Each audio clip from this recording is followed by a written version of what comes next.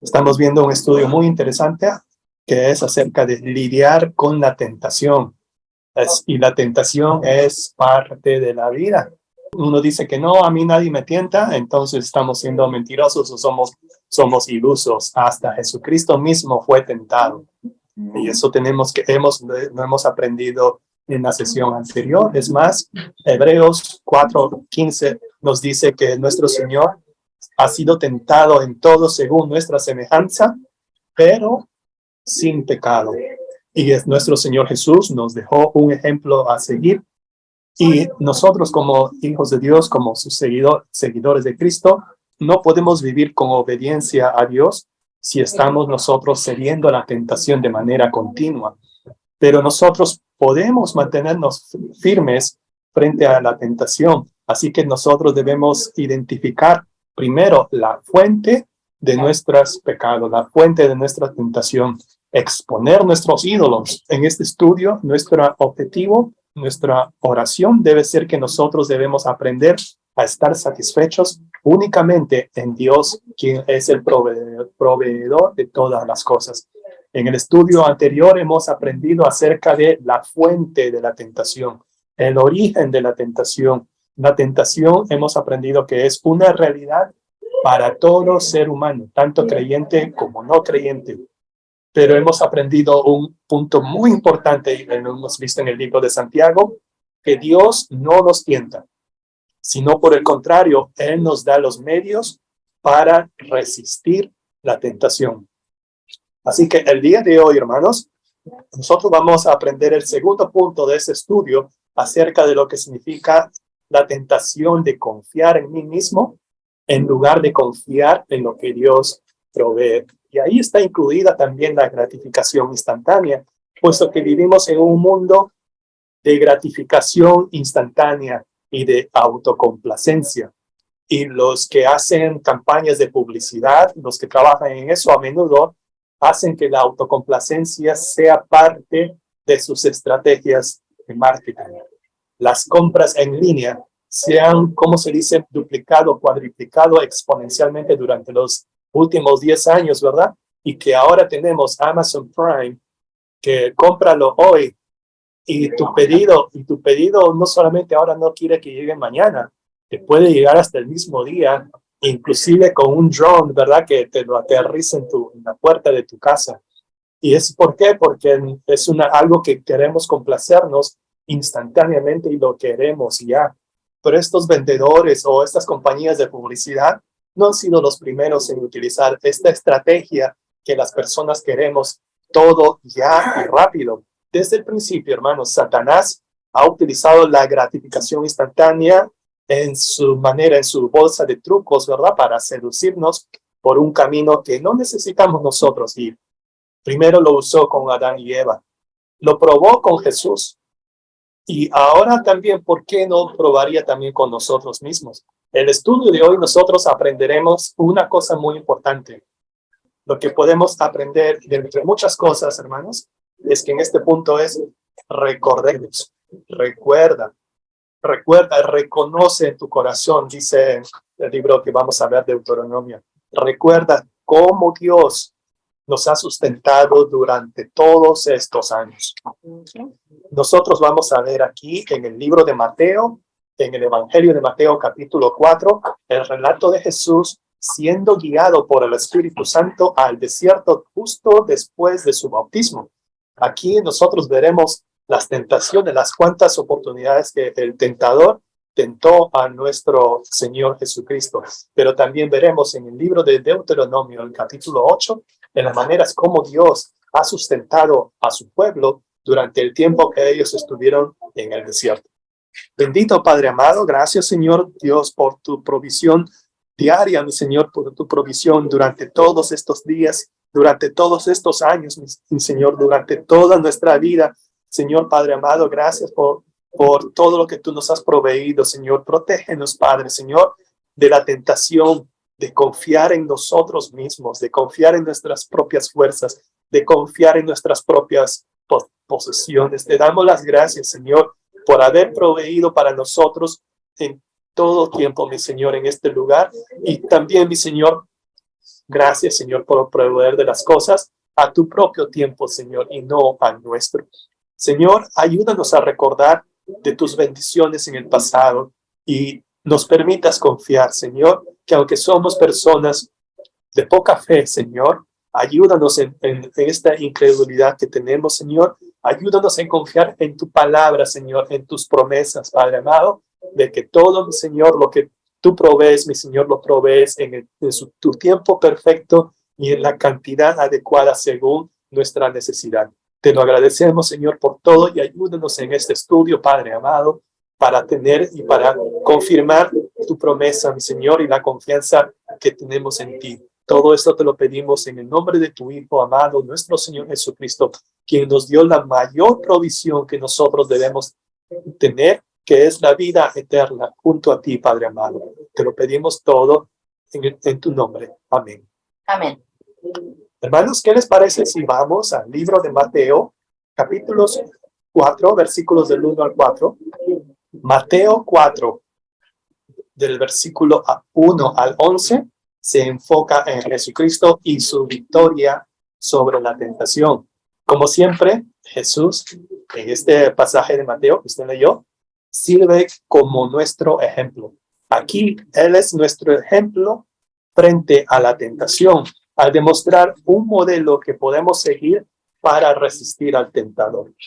El uso de la palabra entonces en este versículo 1 que usted leyó, hermana, vincula el pasaje que estamos leyendo con el relato discutido anteriormente, que es Mateo capítulo 3, que es acerca del bautismo de Jesús.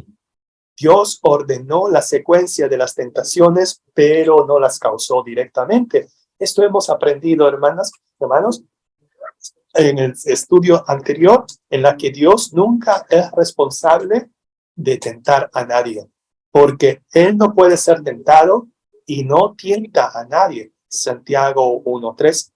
Aún así, Jesús fue llevado al desierto por el Espíritu Santo. Y el desierto, hermanos, desde el punto de vista literal, el desierto se ha identificado tradicionalmente con un área desolada cerca de Jericó. Fue allí en esta zona remota donde apareció el enemigo y Jesús fue tentado por el diablo. El desierto también puede significar algo alegórico, ¿verdad? Algo figurado. El desierto siempre, cuando usted vea pasajes en la Escritura donde habla del desierto, es un lugar desagradable en la que ninguno de las personas quisiera estar, humanamente hablando. Naturalmente queremos prosperidad, queremos salud, queremos tranquilidad, pero recordemos, hermanos, que el mismo Dios que creó el jardín del Edén, Él también creó el desierto. Y habrá momentos de pruebas, momentos de presión, en las que nuestra fe será probada. Pero el Dios de gracia nos encontrará incluso en el desierto. Jesús fue tentado cuando su carne estaba en su punto más débil. Mateo escribió que Jesús tuvo hambre después de ayunar 40 días y 40 noches. ¿No es algo obvio que después de haber ayunado tanto tiempo uno pueda tener hambre? ¿Por qué entonces Mateo lo puso de esa manera? Es para mostrar, hermanos, que Jesús, para mostrar la naturaleza, su condición humana. Si bien es cierto, Jesús es Dios, Jesús también es humano. Y vino, dice el tentador, y quizás también nosotros podemos sacar una conclusión, quizás un poquito errónea, que seríamos nosotros más proclives a ser tentados cuando los recursos son escasos o cuando estamos pasando una dificultad que no sabemos si nos aliviaremos de nuestra enfermedad o no, o que inclusive seríamos más fácil de ser tentados si practicamos la disciplina de ayuno y oración. Pero si nosotros leemos los evangelios de Marcos y los de Lucas, ellos nos dan una idea más clara acerca de cómo ha sido tentado Jesús. En Marcos 1:13 dice, y estuvo allí en el desierto, hablando de Jesús, 40 días, y dice, y era tentado por Satanás. Ahora, en otras palabras, durante todo el tiempo que él estuvo en su proceso de ayuno, él estaba siendo tentado constantemente. Era un proceso continuo. El Evangelio de Lucas nos dice, por 40 días estuvo en ayunos y era tentado por el diablo. No importa quiénes seamos y dónde estemos, ya sea en el desierto o en el valle, o inclusive en la cima de la montaña, cada uno de nosotros, igual que Jesús, tenemos que encarar nuestras tentaciones. Mateo identificó a Satanás por su conocido atributo, como dice el tentador, Mateo capítulo 4, versículo 3. A veces podríamos ser guiados por nuestro sentido común, de que si tienes hambre, ¿cuál es la naturaleza, lo natural? ¿Cómo responder a nuestra hambriedad? Comiendo. Comiendo, ¿verdad? Okay, entonces debes comer, ¿cierto? Pero en el caso de Jesús, el tentador quería que Jesús satisfaga su necesidad humana usando su atributo divino, como un atajo, como algo instantáneo. Aquí está la naturaleza de la tentación. Es cuando el tentador pone en duda la provisión del Señor. Si eres hijo de Dios, le dice Satanás. Si eres hijo de Dios, wow. Pero ya Dios había declarado que Jesús es el Hijo amado. He aquí mi Hijo amado en quien tengo yo complacencia. Pero Satanás atacó ese punto como diciendo, pruébalo, ¿verdad? Pruébalo. A ver si es cierto lo que dice tu papá. Exacto, ¿verdad? Uh-huh. Satanás estaba tratando de hacer que Jesús probara al Padre, como usted lo dijo, hermano. Satanás quería que Jesús hiciera lo que había hecho Israel y cuestionara la provisión de Dios. Prácticamente le estaba haciendo una pregunta como cuestionando la bondad del Señor.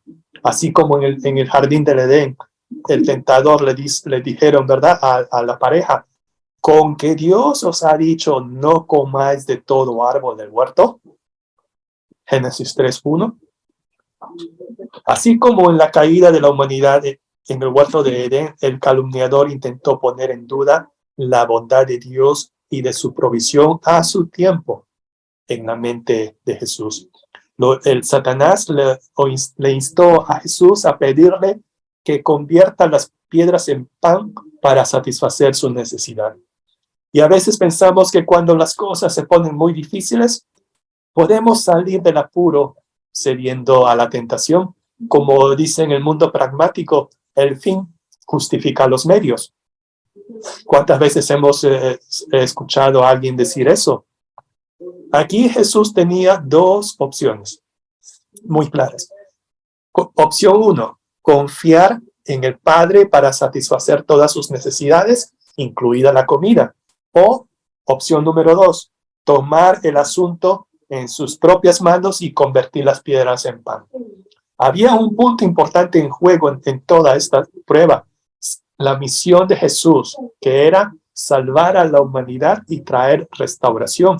Jesús tuvo que cumplir con toda justicia y vivir la vida que nosotros no pudimos vivirla. Es vivir y cumplir la ley sin pecar. A diferencia de Israel en el desierto, Jesús no pondría a Dios a prueba. Entonces, citando Deuteronomio 8:3, Jesús responde así a Satanás: no solo de pan vivirá el hombre, sino de toda palabra que sale de la boca de Dios. ¿A qué se refiere aquí toda palabra?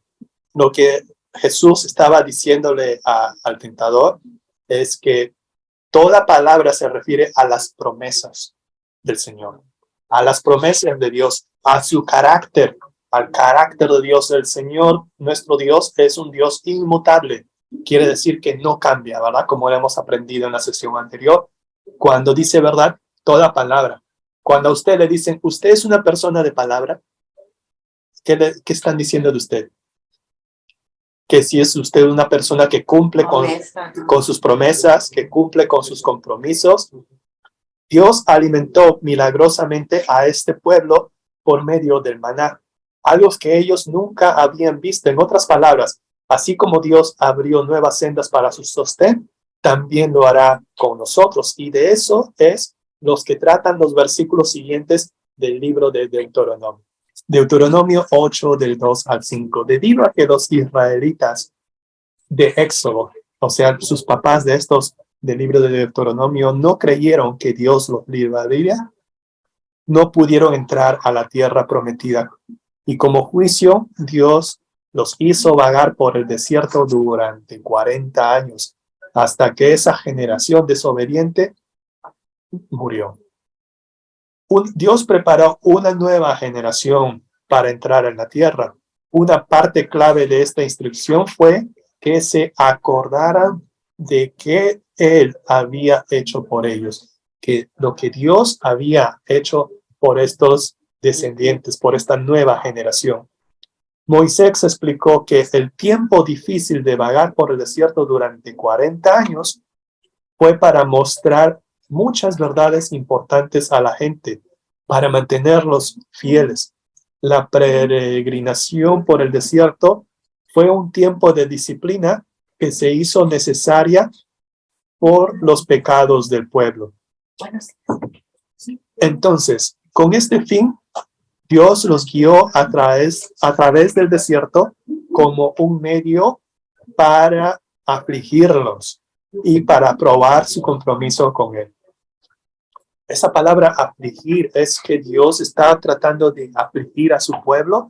En otras traducciones dice para humillarte. Suena como algo negativo, como para ponerlos en vergüenza o como para ridiculizarlos, pero en otras traducciones dice para hacerte humilde.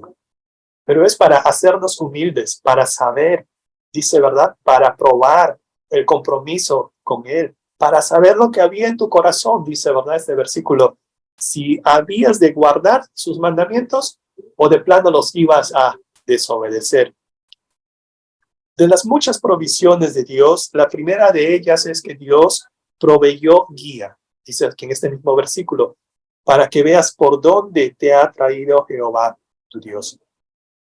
Nuevamente vemos la escena del desierto. En el desierto, dice el versículo 3, a los israelitas se le presentaron dos opciones, así como se le presentaron dos opciones a Jesús en el pasaje que acabamos de ver.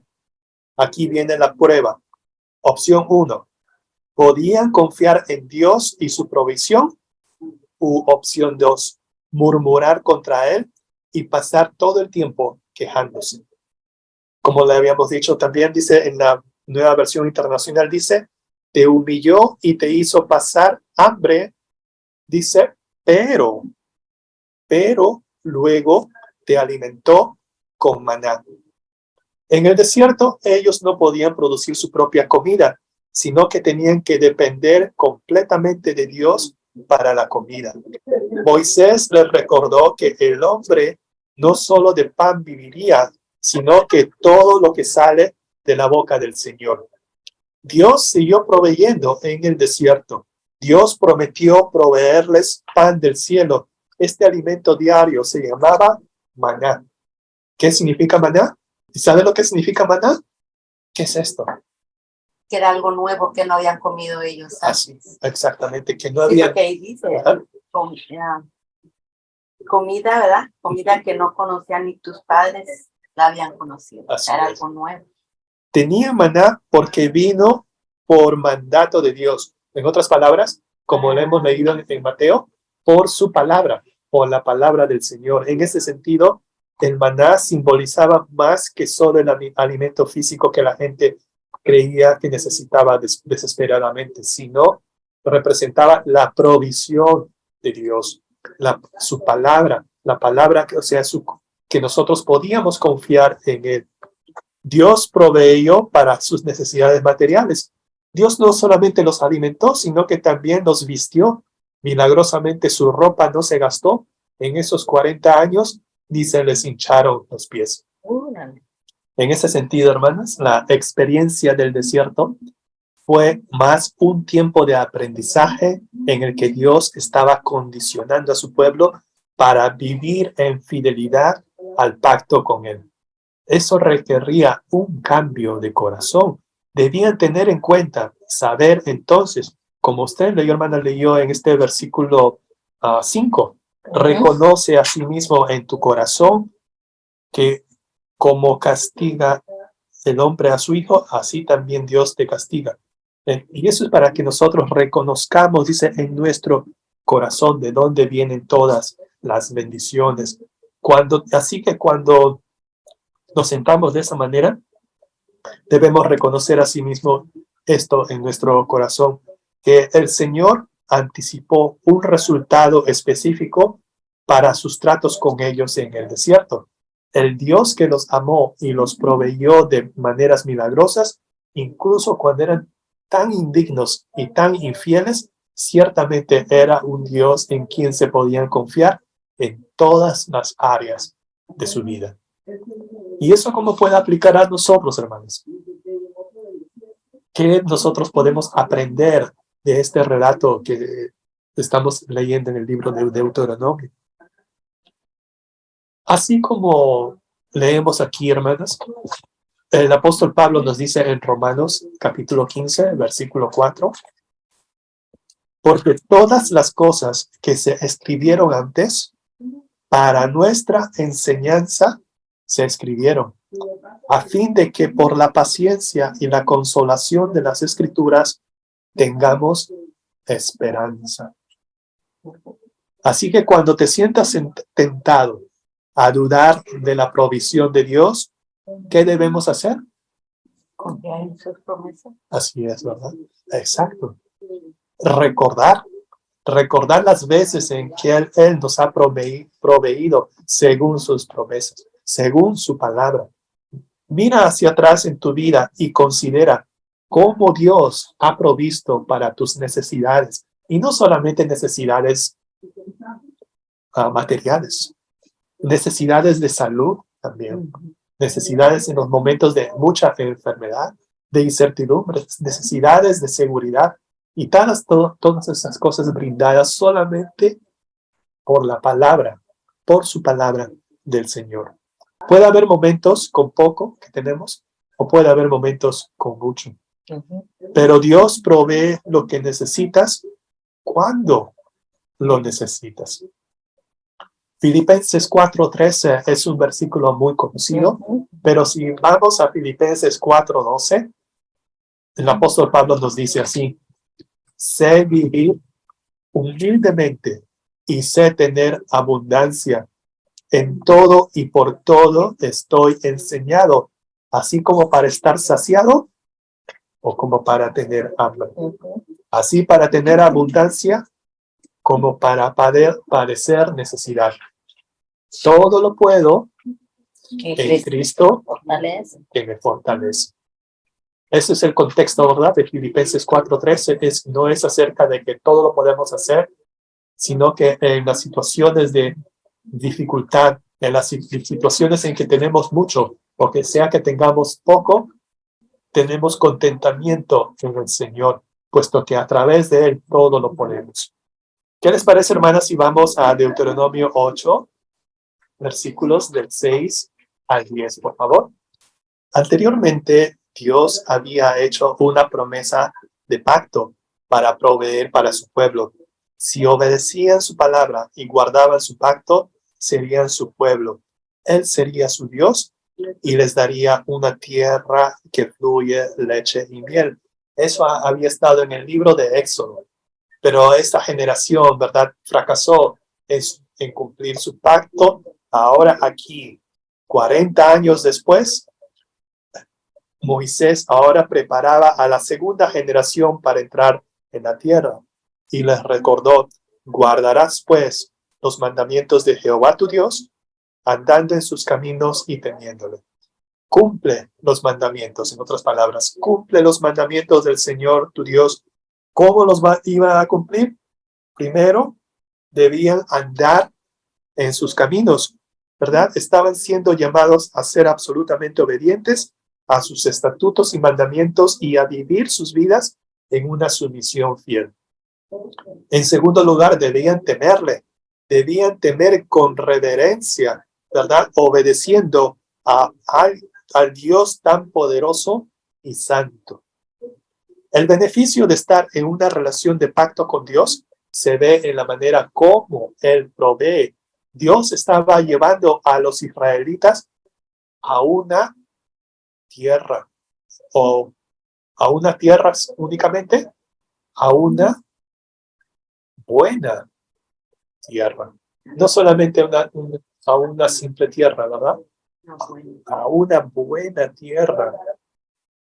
Ahora, mientras se preparaban para entrar en la riqueza de Canaán, una tierra llena de sustento y abundantes bendiciones, la tentación sería olvidar aquel que los trajo y confiar en sí mismos o confiar en la buena tierra.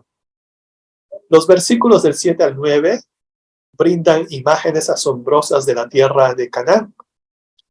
Es una manera poética, ¿verdad? Diría yo, que Moisés describe todas las bendiciones de la nueva tierra que el Señor daría a su pueblo.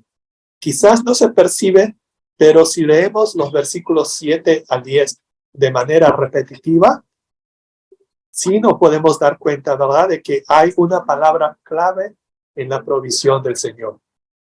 Solamente, ¿verdad?, leyendo estos versículos del 7 al 10. Porque Jehová tu Dios te introduce en la buena tierra, dice. Tierra de arroyos, tierra de trigo y cebada, tierra de olivos, tierra en la cual no comerás el pan con escasez, tierra cuyas piedras son hierro y de muchos montes sacarás cobre. En otras palabras, la tierra, ¿verdad? La buena tierra.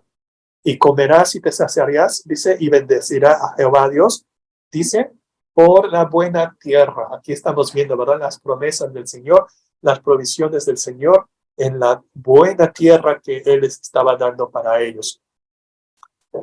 Cuando hayas comido y estés satisfecho, dice el versículo 10 en la nueva versión internacional, alabarás al Señor tu Dios por la tierra buena que te ha dado. Y aquí dice, ¿verdad?, en la versión que tenemos, dice, bendecirás a Jehová. ¿Sí? Las bendiciones de Canaán brindarían años de consuelo a los israelitas, pero también podrían alejarlos del Señor y llevarlos a un falso sentido de complacencia, a un falso sentido de autosuficiencia, a un falso sentido de una gratificación instantánea. Versículo 11 de Deuteronomio 8 dice, cuídate, dice Jehová, cuídate de no olvidarte de Jehová tu Dios para cumplir sus mandamientos, sus decretos y sus estatutos que yo te ordeno hoy. La pregunta es, ¿se acordaron de la bendición de Dios, de la buena tierra que el Señor les estaba dando? Para el pueblo de Israel, guardar su parte del pacto fue un gran desafío para ellos. No pudieron hacerlo. De hecho, Dios le dijo a Moisés que Israel eventualmente rompería el pacto. Se olvidarían de todas las bendiciones de la buena tierra que Él les había dado. En cuanto a nosotros, ¿qué hay de nosotros? ¿Nos olvidamos de las provisiones de Dios? A veces. Sí, ¿verdad? Cuando nos vemos autocomplacientes. No nos falta, ¿no? Eso, ¿verdad? Usted puso un punto muy importante, hermana. Cuando todo nos va bien, relativamente hablando, nos olvidamos del Señor. Lo que quiere decir, hermanos, que en Mateo 4 que hemos leído, a veces pensamos que en la situación cuando estamos en el desierto es cuando vienen las mayores tentaciones. Las mayores tentaciones también pueden venir cuando estamos en la cima de la montaña. Sí, también. Sí.